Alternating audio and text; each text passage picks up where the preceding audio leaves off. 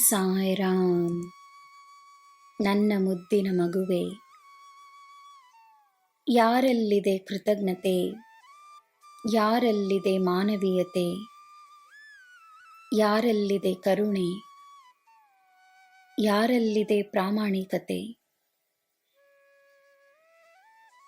ಈ ಪ್ರಶ್ನೆಗಳನ್ನು ಕೇಳುವುದರಿಂದ ಈ ಪ್ರಪಂಚದಲ್ಲಿ ಅದೆಷ್ಟು ನಕಾರಾತ್ಮಕತೆ ಇದೆ ಎಂದು ಅನಿಸುತ್ತದೆ. ಈ ಪ್ರಶ್ನೆಗಳಿಗೆ ನೀನೇ ಉತ್ತರವಾಗಿ ಬಿಟ್ಟರೆ, ನೀನೇ ಸಕಾರಾತ್ಮಕತೆಯ ಮೂರ್ತಿಯಾಗಿ ಬಿಟ್ಟರೆ, ಈ ಪ್ರಪಂಚದ ಸೌಂದರ್ಯ ಮಾತ್ರವೇ ನಿನಗೆ ಕಾಣಿಸುತ್ತದೆ. ನಕಾರಾತ್ಮಕತೆ ನಿನ್ನ ಹತ್ತಿರ ಬರುವುದೂ ಇಲ್ಲ.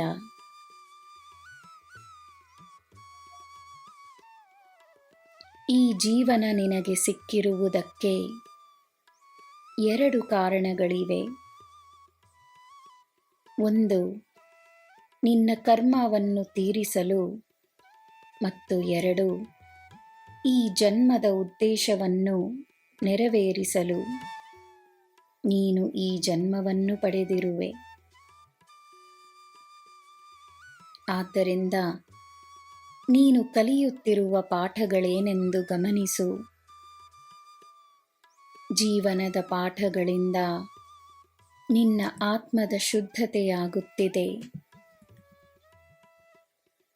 ಆತ್ಮಶುದ್ಧವಾಗುತ್ತಾ ಜೀವನ ಸುಲಭವಾಗುತ್ತದೆ. ಜೀವನ ನಿನ್ನ ಬಳಿ ತರುವ ಪಾಠಗಳನ್ನು ನೀನು ಗಮನಿಸಲು ಪ್ರಾರಂಭಿಸಿದ ಕ್ಷಣದಿಂದಲೇ ಮುಂದಿನ ಮಾರ್ಗ ನಿನಗೆ ಸ್ಪಷ್ಟವಾಗಿ ಕಾಣಿಸುತ್ತದೆ.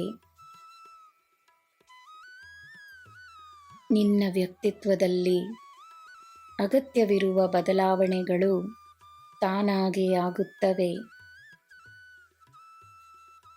ನಿನಗೆ ಬೇಕಾದ ಜೀವನ ನಿನಗೆ ಸಿಕ್ಕೇ ಸಿಗುತ್ತದೆ. ನನ್ನ ಮಗುವೇ, ನನ್ನನ್ನು ನಂಬಿ ಬಾ. ಕಲಿಯುತ್ತಲಿರು, ನಂಬಿಕೆಯಿಂದ ಮುನ್ನಡೆಯುತ್ತಲಿರು.